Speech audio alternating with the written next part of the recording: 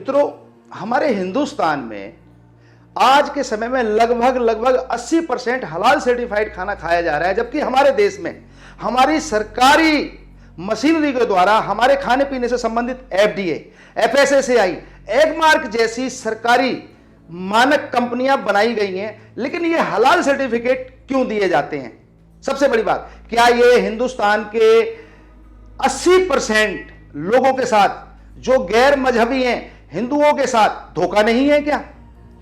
उसके अलावा इस हलाल सर्टिफिकेशन के ऊपर जो पैसा, जो रुपया हलाल सर्टिफाइड एनजीओ और ट्रस्ट लेते हैं, वो पैसा कहां जाता है? उस पैसे का इस्तेमाल कहां होता है? क्या वो पैसा हमारे हिंदू भाइयों के साथ होता है, हमारे हिंदू भाइयों पे खर्च किया जाता है, या फिर वो सिर्फ मदरसों में, या फिर वो सिर्फ हज यात्रा में, या वो सिर्फ और सिर्फ मजहबी लोगों के फायदे के लिए इस्तेमाल किया जाता है? तो दोस्तों, जब हम 80% हैं, हमारी आबादी, पहली बात तो हलाल खाए क्यों? हमारे धर्म के अनुसार, हमारे किसी भी पुस्तक में, किसी भी धार्मिक किताब में हलाल नाम की कोई चीज नहीं है, तो हम सनातनी व्यक्ति हैं, हम हलाल खाएं क्यों? अगर उनकी किताबों में, जबकि है उनकी किताबों में नहीं, वो हलाल खाना चाहते हैं, भाई वो हलाल खा लें, लेकिन कंपनियों पे प्रेशर क्यों डालते हैं? क्या 20% लोग 80% लोगों को सर पे राज करेंगे? क्या इन्होंने हमें गिरवी रख लिया है? क्या इस समय मुगल राज है? इस समय हम लोकतंत्र में रहते हैं। सरकार की जिम्मेदारी है कि कौन व्यक्ति क्या खाए, उसके स्वास्थ्य के लिए अच्छा रहे। सरकार ने जब मानक बना दिए हैं तो हलाल क्यों? सबसे बड़ी बात है कि हलाल का पैसा कहां जाता है, इसका कोई हिसाब किताब आज तक नहीं। दूसरी बात है, हिंदुस्तान में 80% लोग इन चीजों पे ध्यान नहीं देते हैं, लेकिन वो 20% मजहबी लोग अपने आलिम उलेमा इस्लामिक स्कॉलर के कहने के अनुसार सिर्फ हलाल खाएंगे। हमारी कंपनियां, चाहे वो हमारे देश की छोटी हो, चाहे विदेशी MNC बड़ी कंपनी हो, वो सब अपने 5, 7, 10% सेल बढ़ाने के लिए इनके हरे इस्लामी झंडे के नीचे जाके बैठ जाती है और हलाल सर्टिफिकेट ले लेती है। भाई क्यों? ये बंद क्यों नहीं किया जाता? सरकार इस पर एक्शन क्यों नहीं लेती? और सबसे बड़ी बात है, मामूली सी चीजें।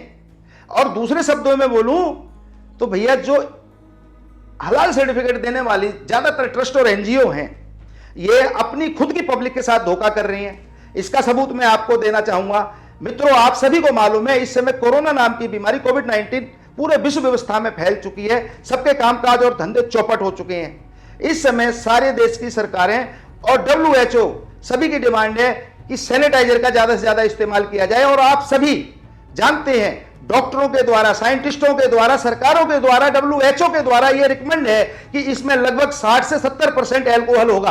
बात को समझिए। और एल्कोहल इस्लामी शरिया नियम कानून तौर तरीके के अनुसार हराम है, तो फिर सैनिटाइजर को यह हलाल सर्टिफिकेट कैसे दे सकते हैं?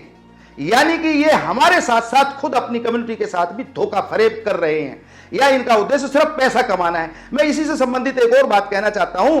होम्योपैथी की दवाई, आप में से ज्यादातर लोग जानते होंगे, होम्योपैथी की जो दवाई होती है उसमें 100% प्योर एल्कोहल। अगर आपको जानकारी नहीं है, पता कर लीजिए जाके, गूगल पे पता कर लीजिए जाके। लेकिन हमारे ही हिंदुस्तान में, मैं विदेश की बात नहीं कर रहा हूं, मेरे ही अपने देश में ऐसी बहुत सारी होम्योपैथी दवाई बनाने वाली कंपनियां हैं जो हलाल सर्टिफाइड है। तो दोस्तों, ये क्या है? ये सिर्फ पैसा कमाने की जरूरत है।